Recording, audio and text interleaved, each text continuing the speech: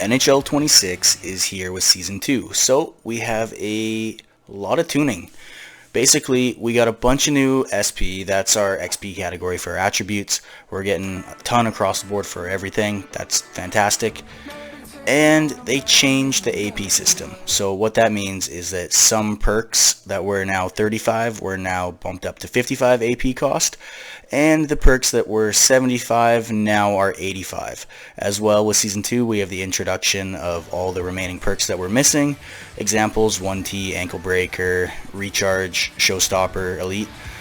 And some of them are pretty pricey. So Second Wind Red was already 75. That's bumped up to 85. Basically, if you use that perk, you are never going to need Endurance again, because once it refills, you can use it again. So you get almost all your Endurance back. It's fantastic, but 85 AP is steep on some of these. Not to mention that they're pretty far in the Battle Pass. They also have all the old abilities purchasable now. So what that means is if you missed out in the Season 1 Battle Pass and you didn't unlock, say, red wheels or red edges, you can buy them and put them on your build. I hate the monetization for perks, and I feel like it's garbage that exists, but hey, maybe it'll go back towards the game. Now, we do have a new Battle Pass. It's cool. I mean, there's some neat looking stuff in here. The ending gear is pretty sweet. All of your perks are labeled out throughout the Battle Pass to unlock. You do have two new builds with Season 2, and that is the Ice Queen and this Goalie. So it's like an Ice Guardian and Ice something. They look pretty cool. They kind of remind me of like Game of Thrones Ice people. But I don't have their stats quite yet. We'll break those down in a later video.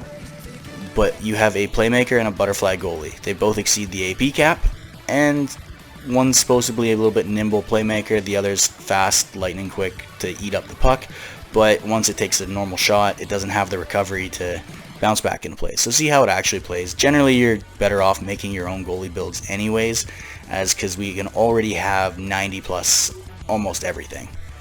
Now, the final thing to know for this season is they fixed some poke checking issues. So now if you poke check twice, you'll have the same penalty as you did on a initial poke check from the previous season, which means that you can now maintain your speed, poke check, and then recover, poke check again, and then if you poke check a third time, that's when you're going to get that major slowdown and feel the burden of bad stick checking.